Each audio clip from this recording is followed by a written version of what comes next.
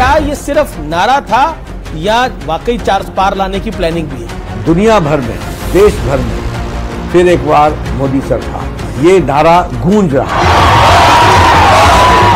अखिलेश जी ने तो एक रिपोर्टर को बोला कि उत्तर प्रदेश में समाजवादी पार्टी और कांग्रेस की यानी दो लड़कों की जोड़ी की 79 सीट्स आएंगी। यही दो लोगों ने एक फिल्म बनाई थी ना 2017 में, और फिर वो फ्लॉप हुई थी, बुरी तरीके से फ्लॉप हुई थी, और फिर ये बिछड़ गए थे। फिर दो भाई वापस मिले हैं आपस में, दोनों शहजादे। कांग्रेस कह रही कि हमारा ये आइडिया नहीं है, लेकिन बीजेपी आइडिया लाई कहां से? राहुल के मुंह से। मेरे पास जो छोटी बड़ी जमीन है उसको लेकर के बांटने का काम करेंगे। एक आधी अंगूठी पहनी है वो भी उतरवाने का काम करेंगे। जी, आप कह रहे मुस्लिम आरक्षण हो जाएगा तो देश हाथ से निकल जाएगा। मुस्लिम लीग ने क्या नारा दिया था? Special reservation. पाकिस्तान बन गया, पाकिस्तान बन गया। लेकिन इससे चुनाव पोलराइज करने का प्रयास नहीं है। राम हमारे लिए आस्था का विषय है, पॉलिटिक्स का विषय नहीं है, बिल्कुल नहीं। पर अडवाणी जी ने तो यात्रा निकाली। आप लोग हमसे प्रश्न पूछ रहे हैं। हमारे रिपोर्टर, हमारी एंकर ने एक सवाल पूछा एक महिला से, उसका जो जवाब था मुझे लगा ये आपको दिखाना चाहिए। माता पिता है मोदी जी हमारे भाई भी है। करोड़ों लोग ये महसूस करते हैं।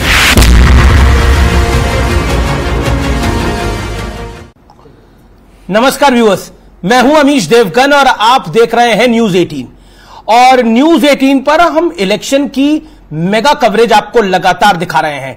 पूरे देश में हम आपको हर खबर से रूबरू कर रहे हैं। लेकिन 6 चरण का चुनाव समाप्त हो चुका है। लेकिन इस 6 चरण के चुनाव के बाद भारतीय जनता पार्टी आज कहां खड़ी है, यह बताने के लिए मेरे साथ मौजूद हैं भारतीय जनता पार्टी के सारथी यानी भारतीय जनता पार्टी के राष्ट्रीय अध्यक्ष जगत प्रकाश नड्डा। नड्डा जी, आपका अभिनंदन है न्यूज 18 पर। नमस्कार।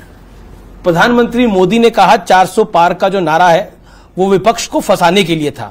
ये स्ट्रैटेजी क्या सफल भी हुई है? एक तरह से अब डिस्कशन ये हो रहा है कि 400 पार आएंगे मोदी, नहीं आएंगे, बीजेपी कितनी आएगी। क्या ये सिर्फ नारा था या वाकई 400 लाल पार लाने की प्लानिंग भी है? नहीं, भारतीय जनता पार्टी ने तय किया था कि हम एक लक्ष्य लेकर के चलेंगे और वो लक्ष्य बड़ा होना चाहिए। और वो लक्ष्य हम लोगों ने 400 पार यानी 370 के आसपास भारतीय जनता पार्टी की सीटें आए और बाकी एनडीए की, और हम 400 पार करें और उसी लक्ष्य को लेकर के हम चले। यह इसमें जो प्रधानमंत्री जी ने कहा वह उनका कहने का जो अभिप्राय भी है वो ये है कि शुरू में हमारा विपक्ष इसी बात पर उलझ गया कि 400 पार नहीं करेंगे, 400 पार नहीं करेंगे, यानी हम 400 पार लायक हैं, ये उन्होंने इनडायरेक्टली कमिट कर लिया। और वह हमारी पोटेंशियलिटी, हमारा पोटेंशियल 400 पार करने वाला है और उसको वो डिबेट करते रहे। और उनको ये पता ही नहीं चला कि उन्होंने ही इस बात को स्थापित कर दिया भारत की जनता में कि भारतीय जनता पार्टी इतना सामर्थ्य रखती है कि वो कर भी सकती है। इसीलिए उसको वो नकारने का प्रयास करते रहे। लेकिन उन्होंने फिर उलझा भी दिया। उन्होंने बोला कि ये 400 पार इसलिए चाहिए कि बीजेपी आरक्षण को ही समाप्त करना था। ये नैरेटिव बिल्डिंग करी। ये देखिए, कांग्रेस का, इंडिया अलायंस का और ये सभी पार्टियों का शुरू से ये रवैया रहा है। They never play a positive game, क्योंकि इनके पास कोई एजेंडा नहीं है, ये शून्य है, दे आर ब्लैंक। लेकिन बीजेपी भी ट्रैप हो गई इस एजेंडे के। ट्रैप नहीं हुई। हमें मालूम है कि इस तरीके के षड्यंत्र रचते रहेंगे और हमको उन षड्यंत्रों को स्पेड लोगों के सामने स्पष्ट करना है। लेकिन एक इकोसिस्टम ने इसको एक बड़ी खाद पानी भी दी। वो तो इकोसिस्टम इसी खाद पानी पर ही तो जीवित है पिछले 70 साल से, जो एक परिवार को आगे बढ़ाने के लिए हर तरीके से लगी रही है। यही इकोसिस्टम तो है। और इसी इकोसिस्टम से लड़ करके पिछले 10 वर्षों से मोदी जी भारत के प्रधानमंत्री बने हुए हैं और मजबूती से हर कदम में आगे बढ़ रहे हैं और वो तीसरी बार भी प्रधानमंत्री बन रहे हैं। जी, मेरा अगला सवाल है कि मोदी सरकार 10 साल पूरे कर चुकी है अपने, और world wide around the globe, ये सवाल मैंने देश की गृह मंत्री से भी पूछा था, world wide around the globe हमने देखा है कि 10 साल बाद सरकारें रिपीट नहीं होती। हालांकि यूपीए का नंबर मेरे पास है, कांग्रेस ने 2004 में उनको 145 सीटें मिली, 2009 में उनके पास 206 सीटें मिली और 2014 में हमने देखा वो 44 पे आ गए। वर्ल्ड वाइड हमने तीसरी बार सरकार को रिपीट होते हुए नहीं देखा। तो बतौर बीजेपी के प्रेसिडेंट, राष्ट्रीय अध्यक्ष, क्यों सरकार रिपीट होगी? ऐसा है, तीसरी बार ऐसा है, पहली बात कि भारतीय जनता पार्टी और हमारे नेता सम्मानीय नरेंद्र मोदी जी और उनके नेतृत्व में हम सत्ता पर बैठ करके भोगने नहीं आए हैं, हम सत्ता पर बैठ करके लोगों की सेवा करने के लिए आए हैं और लोगों का दुख दर्द तकलीफ उसको दूर करने के लिए आए हैं। और प्रधानमंत्री मोदी जी ने पिछले 10 वर्ष नहीं 12 वर्ष गुजरात के और 10 वर्ष यहां के हम जोड़ लें, उन्होंने दिन रात पल पल एक एक घड़ी उन्होंने जीवन का भारत की जनता की तस्वीर तकदीर बदलने के लिए, उनको सशक्तिकरण करने के लिए, उनको एम्पावर करने के लिए, देश को आगे ले जाने के लिए हर पल लगाया है। तो दोनों के सोच में अंतर है। क्योंकि अटल जी की सरकार भी हमने 2004 में जाती हुई देखी, उस समय एक शाइनिंग इंडिया मूवमेंट था। बार बार ऑपोजिशन एक नैरेटिव को बिल्ड कर रहा है क्योंकि हम 6 चरण पे पहुंच चुके हैं चुनाव के। क्या ये शाइनिंग इंडिया मूवमेंट नहीं हो जाएगी भारतीय जनता पार्टी के साथ? क्या ऐसी संभावना की बात जो कुछ एक बड़ा वर्ग कर रहा है, उस एक बड़ा वर्ग नहीं, वो सदा सदा से करता हुआ वही एक वर्ग है जी, वो हमेशा करता रहेगा, उससे हमें विचलित होने की जरूरत नहीं है। हाँ, हम अपनी गलतियों से सीखने वाले लोग हैं। लेकिन आजकल विपक्षी नेता कई सेफोलॉजिस्ट बन गए हैं। मैं एक एक करके नाम लेता हूं। अखिलेश कहते हैं कि बीजेपी को 140 सीटें मिलेंगी, राहुल गांधी 150, अरविंद केजरीवाल 220, मल्लिकार्जुन खड़गे ने दावा किया है, उन्होंने बोला कांग्रेस की 270 आ रही हैं। और एक नेता तो ऐसे हैं, मैं उनका नाम क्या लूं, वो पहले सेफोलॉजिस्ट थे, फिर एक पार्टी में गए, वहां से लात पड़ी तो बाहर आ गए। अब हालांकि वो दबे शब्दों में कह रहे हैं कि एनडीए 260-70 पे पहुंच सकता है। तो मतलब ये सारे आंकड़े मैंने आपके सामने रखे हैं, आपका टेक क्या है? ऐसा है, ये इन्होंने कोई जमीन और धरती से कनेक्टेड लोग नहीं है। मैं बहुत जिम्मेवारी के साथ कह रहा हूं, ये अपने खुशनुमा इनको रखने वाले लोगों के साथ घूमने वाले लोग हैं और वो इनको गलतफहमी में रखने वाले लोग हैं और इनमें भी कोई एकमतता नहीं है। यानी you can understand the seriousness with what seriousness they are talking.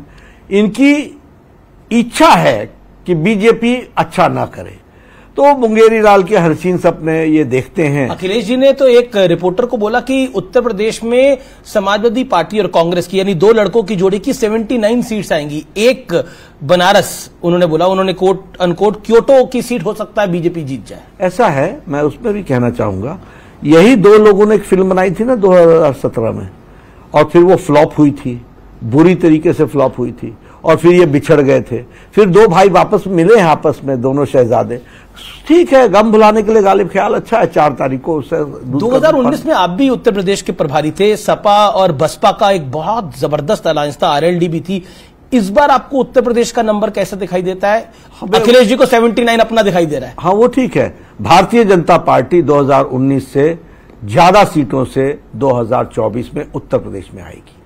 आप कह रहे हैं कि 63 से ज्यादा सीटें? जी बिल्कुल जी। मैंने प्रधानमंत्री मोदी का इंटरव्यू किया तो उन्होंने कहा कि मोदी का घोर विरोध करके ही विपक्ष चुनाव जीतना चाहता है। मानो मोदी का विरोध ही विपक्ष का एकमात्र एजेंडा बन गया है। इसे आप कैसे देखते हैं? क्या आपको लगता है मोदी फैक्टर है पूरे चुनाव के अंदर 6ठे राउंड तक? पूरे 7वें राउंड में भी रहेगा जी। ये उनको बेचारे वो सोते उठते गाते मोदी जी को ही याद करते हैं क्योंकि उनको मालूम है कि उनके साथ वो टक्कर ले नहीं सकते। और भारतीय जनता पार्टी के लिए भी ये बहुत सौभाग्य की बात है कि हमारे को ऐसी शख्सियत, ऐसा नेता पार्टी में हैं जिनका लोहा देश मानता है और दुनिया उनको अनुकरण करती है, देखती है, समझती है, उनकी बातों को फॉलो करती है। तो ऐसे लोगों की चर्चा वो अगर ये मोदी रागना लापे या मोदी जी के बारे में दिन रात बात न करें तो और करेंगे क्या? जी, उन्होंने कोई पॉजिटिव एजेंडा कभी किसी देश के सामने तो रखा नहीं। लेकिन पॉजिटिव एजेंडे की आप बात कर रहे हैं, लेकिन भारतीय जनता पार्टी निरंतर पहले राउंड के बाद से दूसरे राउंड से 6ठे राउंड तक बार बार आरोप लगा रही है कि कांग्रेस इंडिया अलायंस, इंडी गठबंधन जो है वो तुष्टीकरण की पॉलिटिक्स को कर रहा है। और बहुत सारे आपके नेताओं के बयान है, प्रधानमंत्री मोदी का, हेमंत बिस्वा शर्मा का, मैं एक एक करके बयान क्या सबके बोलूं। लेकिन क्या आपको लगता है कि इस चुनाव को आप विकास से तुष्टीकरण की तरफ ले गए? और बीजेपी ने आरोप लगाया कि कांग्रेस, आपने खुद बोला अपनी एक बाइट में कि कांग्रेस का जो घोषणा पत्र है उसमें मुस्लिम लीग की छाप है। देखिए, ये बात सच्चाई है।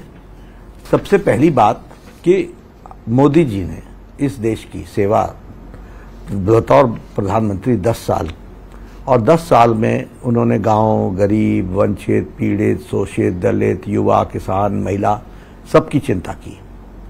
और जितने भी प्रोग्राम, जितने भी कार्यक्रम, जितने भी स्कीम्स मोदी जी ने लॉन्च की, उसका एक मंत्र था, सबका साथ, सबका विकास, सबका विश्वास, सबका प्रयास। बहुत प्रयास से और बहुत अथक प्रयास से मोदी जी ने देश की पॉलिटी को, देश के लोगों को एक समरसता में जोड़ने का काम किया। और कभी उन्होंने नहीं कहा कि प्रधानमंत्री आवास योजना से इतने मुसलमानों को घर बने हैं। कभी उन्होंने नहीं कहा कि उज्ज्वला योजना में इतने मुसलमानों को घर रखे। 10 साल ऑन रिकॉर्ड है, सारे देश को एक रूप में ला करके उन्होंने सेक्युलरिज्म का एक पॉजिटिव उदाहरण। लेकिन चुनाव, मैं पूरी बात कर रहा हूं, उन्होंने पूरा उदाहरण देकर के एक पॉजिटिव रूप में इस बात को रखा और उन्होंने इस बात को आगे बढ़ाने का काम किया। कांग्रेस पार्टी ने अपने मैनिफेस्टो में षड्यंत्र पूर्वक, शब्द मेरा सुनिएगा, षड्यंत्र पूर्वक, चालाकी से फिर से विभाजन की बीज को बोने का काम किया। हमारा आइडियोलॉजिकल झगड़ा क्या है? Justice to all, appeasement to none. This is positive secularism. उनका नारा क्या है? Division and rule, divide and rule. जब सबको सारी चीजें मिल रही हैं, और मैं उसका बखान भी नहीं कर रहे हमारे प्रधानमंत्री, क्यों? क्योंकि हम जितना ये चर्चा करेंगे उतना सोसाइटी डिवाइड होती है। आपने अपने मैनिफेस्टो में पैरा 1, पैरा 5, पैरा 6 में आपने लिखा कि हम माइनॉरिटीज को स्पेशल प्रेफरेंस देंगे। आपने लिखा कि हम एजुकेशन में उनको हम स्पेशल रिजर्वेशन देंगे। आपने लिखा कि हम उनको स्पेशल ट्रीटमेंट देंगे। अगर आप ये लिखते हैं तो माइनॉरिटी आएगा ही आएगा। क्यों? क्योंकि जब हम कह रहे हैं कि देश को एक नजर से देखो, जस्टिस टू ऑल, सबको, ये तुम अलग अलग देखने का काम क्यों करते हो? लेकिन तुमने किया। फिर मोदी जी को याद दिलाना पड़ा कि ये वो लोग हैं जिनका विशेष डिजाइन है कि इस देश के संसाधनों पर पहला हक मुस्लिम का है। मैं नहीं कह रहा हूं, डॉक्टर मनमोहन सिंह ने कहा, एक बार नहीं कहा, 2 बार कहा है। लेकिन एक मिनट सुनिए जी। और राहुल गांधी ने वो अपने भाषण में कहा कि माइनॉरिटीज को हम रिजर्वेशन देंगे 2012 में। तो वो कह रहे 2012 में एक बात हुई थी, उसको 12 साल बाद पिक कर लिया गया। प्रधानमंत्री मोदी ने उसका जिक्र किया, हमारे चैनल ने भी उस बाइट को दिखाया। लेकिन मेरा फिर प्रश्न वही है कि मुस्लिम आरक्षण की बात कांग्रेस कह रही है कि हम मुस्लिम आरक्षण नहीं कर रहे, लेकिन हम पे थोपा जा रहा है। ये बीजेपी आरोप लगा रही है। थोपा नहीं जा रहा है। What do you mean? जब सबको रिजर्वेशन अकॉर्डिंग टू सामाजिक आधार पर होता है, अमीश जी, मैं आपसे पूछना चाहता हूं, जब बाबा साहब अंबेडकर ने संविधान समिति के सामने और कॉन्स्टिट्यूएंट असेंबली के सामने जब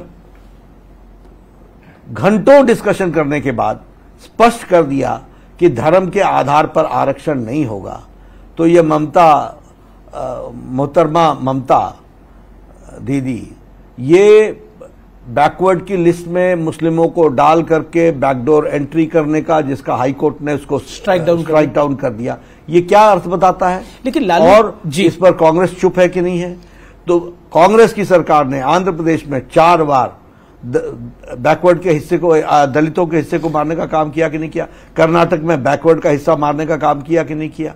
और सिद्धारमैया छाती ठोक के बोलता है कि ये हम करेंगे। यानी तुम संविधान के खिलाफ काम करो और हम बोले तो बात, आप फैक्चुअल बात कह रहे हैं, मैं इस बात से एग्री करता हूं कि ये सब कुछ हुआ। लेकिन अगर हम देखें तो क्या आपको लगता है कि कांग्रेस पार्टी, क्योंकि आप बार बार मुस्लिम आरक्षण की बीजेपी बात करिए, लालू यादव ने बोला कि मुस्लिम आरक्षण होना चाहिए, फिर उन्होंने बोला मैंने गलती से ऐसा बोल दिया था, मेरा ऐसा कोई तात्पर्य नहीं, लेकिन बीजेपी ने उसको कई बार रिपीट किया।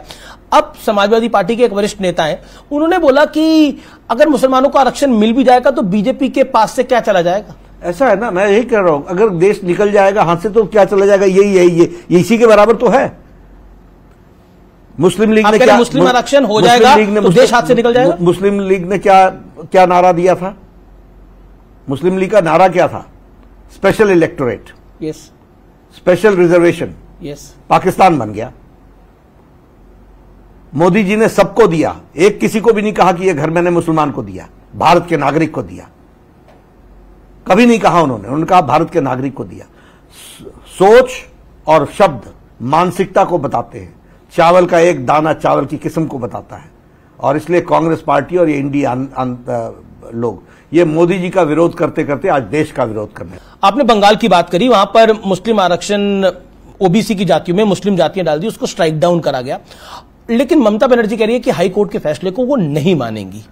मैं क्या कहता हूं, इसके बदले सीधे बोलती ना कि मैं संविधान को नहीं मानूंगी। पर ये तो संविधान मानने वाले लोग, कौन संविधान ये क्या संविधान मान रहे हैं जिनकी शब्दावली ऐसी है? आपके खिलाफ कोई कोर्ट का जजमेंट चला जाए, आप ये कहते हैं कि yes we will examine the court judgment and we will take a legal resort. No, you didn't say. That means you do not have any faith.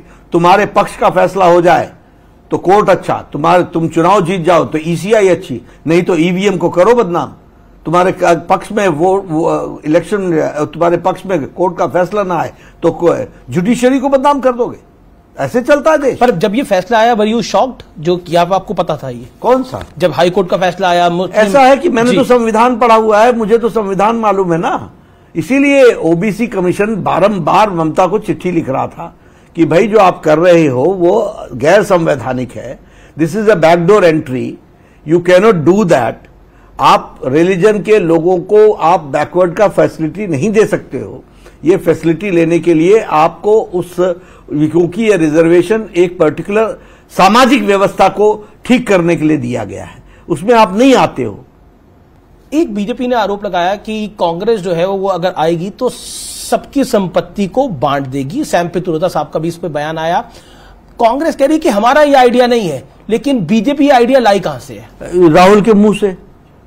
Rahul ने बोला, उन्होंने बोला कि हम ये फिर से देश के रिसोर्सेज को हम एनालिसिस करेंगे और देश के रिसोर्सेज को रीडिस्ट्रीब्यूट करेंगे। अब इसका कोई और अर्थ होता हो, शायद इटालियन में कोई और अर्थ होता हो तो मैं नहीं जानता, लेकिन भारत और इंग्लिश में और हिंदी में इसका मतलब यही निकलता है कि देश की संपत्ति को हम फिर से रीअसेस करेंगे, उसको हम रिव्यू करेंगे, एक्सरे करेंगे और फिर हम उसको रीडिस्ट्रीब्यूट करेंगे। तो उस रीडिस्ट्रीब्यूट करेंगे तो मेरी संपत्ति भी देखेंगे, मेरी जमीनें भी देखेंगे, और मेरे पास जो छोटी बड़ी जमीन है उसको लेकर के बांटने का काम करेंगे।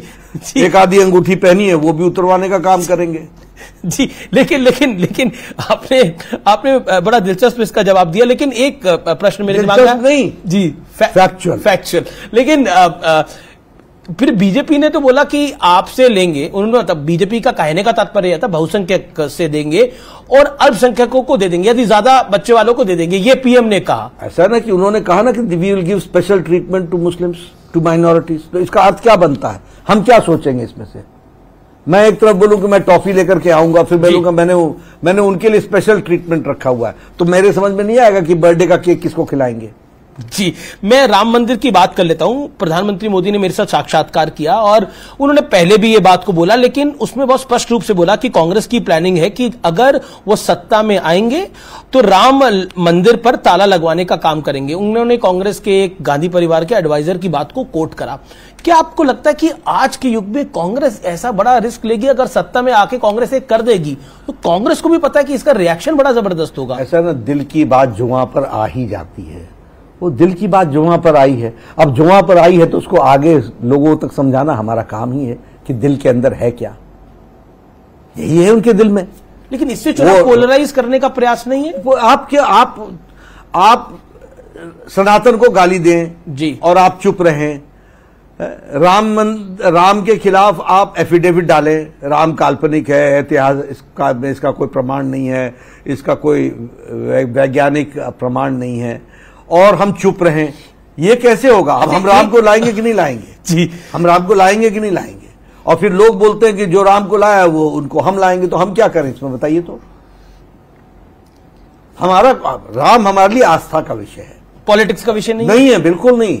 पर अडवाणी जी ने तो यात्रा निकाली। आप लोग हमसे प्रश्न पूछ रहे हैं कि ये अगर आप राम मंदिर अप्रैल में करते तो ज्यादा अच्छा था। अरे भाई, राम का प्राण प्रतिष्ठा ग्रहों के अनुसार और मुहूर्त के अनुसार होता है, चुनाव के डेट के साथ नहीं होता उसका कनेक्शन। हमारे लिए राम वोट का विषय नहीं है, हमारे लिए राम करोड़ों करोड़ों लोगों के आस्था का विषय है। जी, एक सवाल, क्योंकि मेरे को 23 साल हो गए जर्नलिज्म में, मैंने ये सवाल अडवाणी जी से भी पूछा, राजनाथ जी से भी पूछा, गडकरी जी से भी पूछा, और कि ये आपसे भी कई बार पूछ चुका हूं मैं ये पोलराइज बीजेपी को बार बार पोलराइज फैक्टर क्यों माना जाता है? जब से since the Inception of Bharatiya Janata party, जब जनसद से भारतीय जनता पार्टी बनी, आज 2024 के अंदर भी ये सवाल बतौर पत्रकार मैं आपसे पूछ रहा हूं या और बाकी पत्रकार भी पूछते हैं, how do you take it as a BJP president? ऐसा है कि ये बच्चे, कांग्रेस पार्टी आग से खेलती है हर चुनाव में जी। जब आग से खेलती है और जब जलने लगती है तो फिर बोलती है पोलराइजेशन हो गया। मैंने क्या कहा, आप बताइए, अखिलेश जिन्ना को लेके आया था कि नहीं आया था? हर चुनाव में लाने वाला कौन है? आपने अपने पैरा 1, 5 और 6 में लिखा नहीं लिखा स्पेशल ट्रीटमेंट टू माइनॉरिटीज?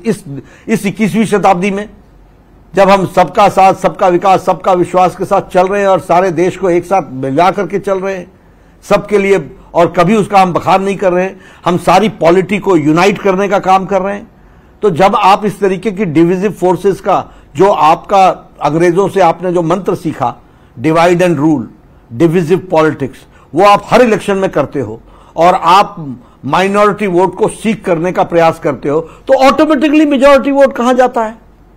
लेकिन और ये पोलराइज कौन करता है? आप करते हो, हम तो आपको एक्सपोज करते हैं। मैं एक और पीओके की बात बीजेपी अपनी हर रैली में कर रही है, राजनाथ जी कर रहे हैं, गृह मंत्री अमित शाह कर रहे हैं, और राजनाथ जी ने तो ये बोला पीओके खुद ब खुद भारत में शामिल हो जाएगा। तो मतलब अगली सरकार का एजेंडा यही है क्या? ऐसा जो एजेंडा है वो हमने मैनिफेस्टो में लिख दिया है जी। लेकिन जो वहां के हालात चलते रहते हैं उस पर कोई तबसरा हो जाए तो बात अलग है। हमारा कोई, हम लोगों ने कोई न उसको एक्सप्रेस किया है, लेकिन हाँ, भारतीय जनता पार्टी के बारे में पार्लियामेंट के अंदर हम लोगों ने स्पष्ट रूप में कहा है कि सियाचिन तक भारत का हमारा हक है और हम वहां तक की बात करते हैं। जी। लेकिन बीजेपी ऑन रिकॉर्ड कई बार बोल चुकी है कि पीओके को हम अपना हिस्सा मानते हैं, लेकिन फारूक अब्दुल्ला और मणिशंकर अय्यर को बहुत तकलीफ है। वो कहते हैं कि पाकिस्तान की इज्जत करनी चाहिए, उनके पास परमाणु बम है। ऐसा है, इसीलिए लोगों ने आपको घर बैठा दिया ना, क्योंकि आप भारत की रक्षा नहीं कर सके, आप भारत की बातों को ठीक ढंग से रख नहीं सके, आप उनके साथ कॉम्प्रोमाइज करते रहे और हजारों लोगों की शहादत देनी पड़ी है। आज मोदी जी की राज में घर में घुस करके पाकिस्तान को सिखाने की आदत हमें लगी है और भारत की जनता ने इस पर अपनी मुहर लगाई। पर वो कहते हैं कि थोड़ा डरना भी चाहिए, परमाणु बम है पाकिस्तान, तो इसीलिए आपको घर बैठा दिया ना। प्रधानमंत्री मोदी जी ने तो कहा है, ना आंखें ऊपर उठा के बात करेंगे ना नीचे झुका के बात करेंगे, आंखों में आंखें मिला के बात करेंगे। जी। कर रहे हैं जी। मेरा अगला सवाल है कि फवाद चौधरी हैं पाकिस्तान के पूर्व मंत्री, उन्होंने राहुल गांधी की तारीफ करी, केजरीवाल की भी तारीफ कर दी एक बात पर, हालांकि केजरीवाल ने उनको कॉन्ट्रडिक्ट करा। लेकिन हालांकि कॉन्ट्रडिक्ट करने का मतलब क्या है? सबसे पहले समझिए कि जो हमारा विरोधी देश है उसके लोग आपकी तारीफ करें तो आपकी राष्ट्रीयता पर प्रश्न खड़े होते हैं कि नहीं होते हैं? होते हैं कि नहीं होते हैं? और वो तारीफ इस तरीके से करें ताकि आप जो डिविजिव फोर्सेस के साथ यहां पर खड़े हैं उसको आप आगे बढ़ाते चले जाओ। और ये जो केजरीवाल को खंडन इसलिए करना पड़ा क्योंकि राष्ट्रवाद भारतीय जनता पार्टी ने इस देश के लोगों में कूट कूट करके भरा हुआ है और इसलिए जी केजरीवाल, और भारतीय जनता पार्टी ने राष्ट्रवाद को आगे बढ़ाया है। केजरीवाल ने आजकल देश का माइंड स्पेस और बीजेपी का भी माइंड स्पेस काफी ले रखा है। आम आदमी पार्टी की एक राज्यसभा सांसद है। हम बीजेपी ने नहीं ले रखा है जी, वो जिनका नाम आप लेने वाले हैं जी, उन्होंने ले रखा है जी। राज्यसभा सांसद हैं स्वाति मालीवाल, आप खुद राज्यसभा सांसद हैं। अरविंद केजरीवाल और उनके पीए पर मारपीट के गंभीर आरोप लगे हैं। आम आदमी पार्टी से जब सवाल पूछे गए तो उन्होंने बोला ये सब कुछ बीजेपी करवा रही है। मैं एक ही सवाल पूछना चाहता हूं जी। जिस दिन लखनऊ में आपसे ये प्रश्न पूछा गया तो आप चुपके चुपके माइक बाएं और दाएं क्यों खिसका रहे थे? एक बार अखिलेश को दिया, एक बार संजय सिंह को दिया, आप चुप क्यों थे? वह विजुअल निकाल करके आप देखिए, वही उत्तर दे रहा है कि आपके कर्म बोल रहे थे कि हिम्मत नहीं हो रही थी कि आप इसका जवाब दे सकें। तो ऐसे लोग जो सत्ता में आने के बाद लोगों के साथ इस तरीके का दुर्व्यवहार करते हैं, उनकी पोल तो कभी न कभी खुलती है। क्या आपको लगता है कि ये विषय चुनावी फैक्टर भी बनेगा? कौन सा? स्वाति मालीवाल वाला? ये आम आदमी पार्टी के चरित्र को बताता है, कैरेक्टर को। तो जब कैरेक्टर को बताता है तो निश्चित रूप से वो चुनाव में भी लोग उसको देखते ही हैं। पर अरविंद केजरीवाल ऐसा बार बार क्यों करते हैं कि वो हर चीज का ब्लेम भारतीय जनता पार्टी पर डाल देते हैं? अब वो ये भी कह रहे हैं कि अगर इंडिया अलायंस की सरकार आ गई तो उनको जेल नहीं जाना पड़ेगा। ये सब वोट अपने तरफ खींचने के लिए अपने इज्जत आबरू को दाव में लगा करके किसी भी तरीके से वोट आ जाए, ये इस तरीके से बिहेव कर रहे हैं। पर देखिए, पढ़ा लिखा नेता मूल बात पर बात करता, उन्होंने कभी पढ़े लिखे हैं काफी, तो मैं तो वही बोल रहा हूं ना कि बात क्यों नहीं करते, वो दूसरी तरफ क्यों उसको डाइवर्ट करते? वो इमोशनल कर रहे हैं पब्लिक को। वो कह रहे हैं कि देखिए, तो अब ये 21वीं शताब्दी की जनता ये इमोशनल नहीं होने वाली है। लेकिन वो कहते हैं कि अगर आपको लगता है क्योंकि कोर्ट ने उनको इंटरिम बेल दी है, क्या आपको स्पेशल ट्रीट आपको लगता है स्पेशल ट्रीटमेंट है ये? निश्चित रूप से। क्यों? हम सुप्रीम कोर्ट की इज्जत करते हैं और सुप्रीम कोर्ट के जजमेंट को हम मानते हैं, लेकिन सिर्फ चुनाव के लिए बाहर निकले हैं वो, 1 तारीख को वापस जाएंगे, इसका मतलब बड़ा स्पष्ट है कि सुप्रीम कोर्ट मानता है कि इनकी जगह वहीं पर है और उन्होंने दिया है तो दिया है। पर एक सवाल मुझे समझ में नहीं आया कि वो किस बिहाफ पे कह रहे हैं कि अगर 4 जून को इंडिया अलायंस जीत गया तो उन्हें जेल नहीं जाना, फिर उनको बेल मिल जाएगी, यानी क्यों वो किसी सरकार से इन्फ्लुएंस होता है? वो उनकी कार्यशैली का तरीका है, ओबे और गेट लॉस्ट। तो वो सोचते हैं कि सत्ता में आते तो हम इनको कहते हमारे डिक्टेट्स मानो, नहीं तो get lost. Bharatiya Janata party ऐसे नहीं मानती है। Bharatiya Janata party supreme court के जजमेंट को रिस्पेक्ट करती है। नड्डा जी, मेरा अगला सवाल है कि ईडी सीबीआई पे तो आप पे बहुत सारे सवाल जवाब हुए हैं, लेकिन ईवीएम को लेकर भी सवाल बार बार उठाए जा रहे हैं। विपक्ष कहता है कि हर एजेंसी का दुरुपयोग करके विपक्ष को समाप्त करना चाहते हैं, और आप दुनिया की सबसे बड़ी पार्टी के राष्ट्रीय अध्यक्ष हैं, और आरोप आपकी पार्टी पर लगाया जाता है कि आप लोकतंत्र ही समाप्त करना चाहते हैं। आप बुरे कर्म करो और दोष किसी और पर लड़ो। आप बताइए, ईडी ने जितने भी चार्जेस पॉलिटिकल लीडर्स पर लगाए हैं, एक भी चार्ज में किसी भी पॉलिटिकल लीडर को कोर्ट से कोई रियायत मिली क्या? क्या किसी चार्ज को किसी कोर्ट ने कहा कि ये गलत चार्ज है? किसी को भी उन्होंने कोई रियायत दी हो और कहा हो कि नहीं, ये जो चार्ज फ्रेम है ये गलत है? तो इसलिए ईडी की क्रेडिबिलिटी पर यह प्रश्न खड़ा करना, ये नैरेटिव क्रिएट करना, ये विपक्ष का काम है। बुरे कर्म करो और फिर छुपाने के लिए दूसरों पर दोष डालो, ये इनका स्टैंडर्ड ऑपरेटिंग प्रिंसिपल है, प्रैक्टिस है, प्रोसीजर है, एसओपी है ये इनका। अब रही बात ईवीएम की, जीत जाओ तो तुम पहलवान, हार जाओ तो ईवीएम दोषी। ये क्या तरीका है? हमारे यहां एक कहावत है हिंदी में, नाच ना आवे आंगन टेढ़। नाचना ना आए तो बोलो आंगन टेढ़ा है, और अंग्रेजी में कहते हैं bad craftsman blames his tools. पिछले 1 महीने में in last 30 days supreme court के 2 फैसले आए हैं जिसमें विपक्ष को मुंह की खानी पड़ी है, लेकिन इसके बावजूद विपक्ष मानने को तैयार नहीं है। ऐसा है, ये मुंह की खाने के बावजूद भी इनका पॉलिटिकल एजेंडा है कि मोदी जी की क्रेडिबिलिटी पर प्रश्न चिन्ह कैसे खड़ा किया जा सकता है। ये इनका राजनीतिक एजेंडा है। क्यों? क्योंकि उनकी क्रेडिबिलिटी, उनकी तपस्या, उनका कार्य करने का तरीका, उसको भारत की जनता ने दिल से अपने साथ आत्मसात किया है, और उसी ताकत पर दुनिया भर में, देश भर में फिर एक बार मोदी सरकार जी ये नारा गूंज रहा है। नतीजों के बाद अगर कुछ कमी रही तो बतौर बीजेपी राष्ट्रीय अध्यक्ष आपका प्लान बी क्या है? ऐसा कोई कमी ही नहीं रहेगी। आप अमीश जी, मेरी बात पूरी जिम्मेवारी से अब मैं आपको बता रहा हूं, फुल कॉन्फिडेंट एकदम। आप 4 तारीख को हमको मिलिएगा, कोई कमी रहने वाली नहीं है, कोई प्लान बी की जरूरत नहीं है। एक तरफा लोगों ने मोदी जी को आशीर्वाद देने का मन बना लिया। बीजेपी का नंबर क्या होगा? 400 पार, बीजेपी 370 प्लस। 370 प्लस अभी भी? जी। चलिए, क्या आपको लगता है, क्योंकि आप अपना 370 कह रहे हैं, तो दूसरी तरफ से उद्धव ठाकरे तो आप लोगों को शपथ ग्रहण में बुलाने की बात कर रहे हैं, कह रहे हैं कि मैं प्रधानमंत्री मोदी और अमित शाह को शपथ ग्रहण का अभी से न्योता देता हूं, मैं तो मोदी को पूर्व प्रधानमंत्री बोलूंगा। ऐसा है कि अब वो हमारे पार्टनर रहे हैं, हमें अच्छा नहीं लगता, लेकिन ये हसीन सपने ही हैं। जी। और राहुल गांधी जो हैं वो खटाखट गरीबी को समाप्त करने की बात कर रहे हैं। पहले गरीबी का ग समझ लें क्या है, तब गरीबी से। आपको क्यों लगता है राहुल गांधी को समझते ही नहीं है? मैं इसलिए लगता है क्योंकि उनको कोई चीज डेप्थ से समझने की आदत नहीं है।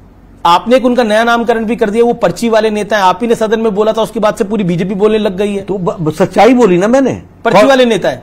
किसने कॉन्ट्रडिक्ट किया? आप बताइए, वो मुस्लिम लीग का एजेंडा उठा रहे हैं, कांग्रेस पार्टी की आत्मा मर गई क्या? आप बताइए, वो लेफ्टिस्टों का एजेंडा लेकर के चले हुए हैं, वो लेफ्टिस्टों का एजेंडा लेकर के चले हुए हैं। पार्टी में कोई बोलने वाला नहीं है क्या? आत्मा समाप्त हो गई है क्या? इसी के लिए कांग्रेस बनी थी क्या? तो ये कांग्रेस तो हाईजैक्ड है, तो और उनको ये पर्चियां कौन दे रहा है? कौन से एजेंडा उठा करके ला रहे हो? अरे पहले अपने पिताजी को बोलो कि उनकी अकल नहीं थी, हमको अकल ज्यादा आ गई है। जिन्होंने कहा कि ओबीसी के बारे में जिन्होंने वक्तव्य दिया था, रिजर्वेशन के बारे में। लेकिन राहुल कहते हैं कि लेवल प्लेइंग फील्ड नहीं है, मीडिया नहीं है हमारे साथ, ये राहुल जी बोलते हैं। ईवीएम मतलब इलेक्शन कमीशन नहीं है, सुप्रीम कोर्ट नहीं। आपने मेरे से इंटरव्यू में कम से कम 20 बार उनके बारे में प्रश्न किया जी। अब इससे मीडिया उनको क्या प्रोजेक्शन दे सकती है? लेकिन बात बड़ी स्पष्ट है कि आप you can not improve somebody's content. मैं आपसे बातचीत कर रहा हूं, एक भी बात मैंने कोई ख्याल में बोली है क्या? मैंने तथ्यों पर बोला है। नहीं, वो हमसे अगर इंटरव्यू करने के लिए राजी होंगे तो हम जरूर उनका भी करेंगे। अब आपने कहा कि वो इंटरव्यू नहीं देते हैं, तो लेवल प्लेइंग कहां है? स्पेशल फील्ड है उनके लिए, हम हैं लेवल पर। आप हमको जब बोलते हैं मैं इंटरव्यू के लिए तैयार हो जाता हूं। ये तो वो शाही खानदान से है जो सिर्फ बोलेंगे, सुनेंगे नहीं। प्रधानमंत्री ने तो 50 से ज्यादा इंटरव्यू कर दिए इस इलेक्शन के अंदर। तो लेकिन मैं अब आपके राज्य पर आता हूं, हिमाचल प्रदेश में। वहां पर 4 लोकसभा सीटें हैं, आपको तो पूरा देश ही है, लेकिन क्योंकि आपका गृह प्रदेश है, और इस बार 6 विधानसभा सीटों का भी चुनाव है। और अमित शाह जी ने कहा कि इस बार आपके पास एक बड़ा मौका आया है, सरकार भी बीजेपी की लाने के लिए, नीचे भी और ऊपर भी। कांग्रेस की एक सरकार हिमाचल, छोटा सा राज्य है, वहां पर बनी, और आप लोग उसके भी पीछे पड़ गए। हम पीछे नहीं पड़े जी। देखिए, बड़े सिंपल सी बात है। आप सोचिए जी कि आपके 6 विधायक आपके विरोध में वोट डाल देते हैं। कभी कांग्रेस ने इसका एनालिसिस किया कि मुख्यमंत्री कर क्या रहे हैं? अभिषेक मनु सिंघवी ने किया। अभिषेक मनु सिंघवी ने कहा खाना हमारे साथ खाया, लंच हमारे साथ किया, डिनर हमारे साथ किया, वोट कहीं और डाला है। यही तो इसका मतलब आपसे परिवार नहीं संभल रहा है, आप सरकार चलाने लायक नहीं है। आपके बीच में भाइयों में झगड़ा है और भाइयों के मन में कुछ और है, ये आपको पता नहीं चलता है। आप पार्टी चला रहे और दोष मेरे ऊपर दे दो। तो क्या 6 में से जो विधानसभा की 6 में से कितनी बीजेपी? 6 में से 6 भारतीय जनता पार्टी। 4 में से 4 की 4 लोकसभा में, 4 में बिल्कुल 4। मंडी भी आएगी, 2014 में भी आई है, 2019 में भी आई है, 2024 में भी। क्योंकि कंगना रनौत वहां से लड़ रही हैं और जीतेंगी। विक्रमादित्य सिंह ने बोला कि जिस मंदिर में गई उस मंदिर को धोना पड़ेगा। एक बड़ा कंट्रोवर्शियल स्टेटमेंट। देखिए, ये सब लोग इसी अंदाज में जीते रहे ना सब। ये प्रिंसेसेस की पार्टियां हैं, ये तो वो भी राजा के, हाँ, वो भी राजा के उस खानदानों से आते हैं। तो इनको वो कोई मंदिर में ना जाए, सिर्फ पूजा मैं ही करूं, मैं ही अभिषेक करूं, मेरा ही अधिकार है, इस मानसिकता में पले बले हैं, बड़े हैं। तो इस तरीके के लोग बोल सकते हैं। बिल्कुल। आखिर में मेरे 2 छोटे छोटे सवाल हैं। मैं नंबर की बात करूंगा आपके साथ। उत्तर प्रदेश का नंबर आप बता चुके हैं कि बीजेपी पिछली बार से ज्यादा इंप्रूव करेगी। बंगाल और ओडिशा में आपको क्या दिख रहा है? मुझे बहुत ब्राइट दिख रहा है, और हम मेजॉरिटी सीट्स बंगाल में लेंगे और उड़ीसा में हम स्वीप कर जाएंगे। 21 के 21 ले। तेलुगु स्टेट्स, आंध्रा और तेलंगाना, दोनों में हम अच्छा करेंगे। क्या हमारा नंबर जो है 10 डबल क्रॉस करेगा, डबल डिजिट क्रॉस करेगा तेलंगाना में, और हम आंध्र प्रदेश में 6 में से 4 जीतेंगे और हम स्वीप करेंगे लोकसभा में। जी। मेरा अगला सवाल अलायंस के साथ। और दक्षिण भारत के अंदर आपको कर्नाटका, तमिलनाडु कैसा दिखाई दे रहा है? तमिलनाडु में हमारा वोट शेयर बहुत बढ़ेगा, सीट शेयर हमारा बढ़ेगा जी। और हमारा केरला में भी हमारा सीट शेयर आएगा। सीट शेयर आएगा, सिर्फ वोट शेयर नहीं, सीट भी, आप सीट भी लगाएंगे। वी आर तो तमिलनाडु और केरला में कितनी सीट? देखिए, कितनी तो मैं नहीं कहता हूं, लेकिन हम आपके पास नंबर्स कुछ ना कुछ पहुंच गए होंगे। 2-3 सीटें हम केरला में लाएंगे और 3-4 सीटें हमसे अधिक हम तमिलनाडु में ले आएंगे। तो आपको लगता है अगर नॉर्दर्न इंडिया में आपकी सीट्स कम होंगी तो यहां आपकी अच्छी? नहीं, हम उड़ीसा में पूरा कवर कर लेंगे, हम वेस्ट बंगाल में पूरा कवर कर लेंगे, हम आंध्र प्रदेश में कवर कर लेंगे, और नॉर्थ में हमारी सीट्स कम नहीं हो रही हैं। जी जी। मतलब आप मुझे ऐसा मत समझिए कि हम ये सीट मेंटेन करते हुए हम इसको जी। बीजेपी धारा 370 हटा चुकी है, राम मंदिर बना चुकी है। तीसरी टर्म में बड़ा एजेंडा क्या होगा? ये हम लोगों ने मैनिफेस्टो में कहा है, लोगों की सेवा करेंगे, और बाकी आपको सब मालूम ही है, सीए का विषय था, बाकी सारे विषय थे, वो हमारे आइडियोलॉजिकल विषय है, उनको आप राज्य सरकार में मंत्री रह लिए, बीजेपी के राष्ट्रीय अध्यक्ष रह लिए, देश के हेल्थ मिनिस्टर रह लिए, तो तीसरी टर्म में नरेंद्र मोदी की सरकार में आपका रोल क्या होगा? ऐसा, मैं कार्यकर्ता के रूप में ही तीनों काम किया, जब भी काम किया कार्यकर्ता के रूप में। मैं मंत्री था, मुझे कहा गया कि पार्टी के लिए आप यहां आइए, मैं यहां दिल्ली आ गया, मैं जनरल सेक्रेटरी बन गया। इसलिए पार्टी को मैं समर्पित कार्यकर्ता हूं, जो मुझे जिम्मेवारी दी जाएगी, और वो जिम्मेवारी पद से नहीं जुड़ी होती है। कल मैं अध्यक्ष नहीं रहूंगा, लेकिन पार्टी के लिए मैं इसी तरीके से दिन रात काम करने वाला। जी, अगला सवाल मैं नहीं पूछूंगा। ये एक हमारे रिपोर्टर, हमारी एंकर ने एक सवाल पूछा एक महिला से, उसका जो जवाब था मुझे लगा ये आपको दिखाना चाहिए। उनका ही वोट दिया है, यूपी में उनका ही वोट दिया है। नहीं, ये तो बताना नहीं होता किसको वोट नहीं, दिया। हमने मोदी जी को दिया, राहुल जी को दिया। क्यों दिया? हमारे वो माता पिता है। माता पिता है मोदी जी। मोदी हमारे भाई भी है। भाई भी है। क्यों, ऐसा क्यों लग रहा है? हमें उन्होंने हमारे को उठाया है। अच्छा। लेडीज को उन्होंने उठाया, तो वही इनको अपना भाई, माँ बाप सब कुछ हमारे लिए वही है। देखिए, ये जो हमारी पूज्य बहन बोल रही हैं जी, ये भारत के करोड़ों लोगों के घर की कहानी है।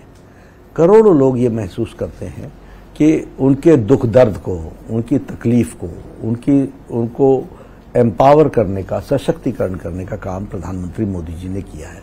और इसीलिए मैं कहता हूं कि मोदी जी ने समाज के दर्द को समझ करके उनको उनकी सेवा में हर पल पिछले 10 साल बतौर प्रधानमंत्री लगाए हैं।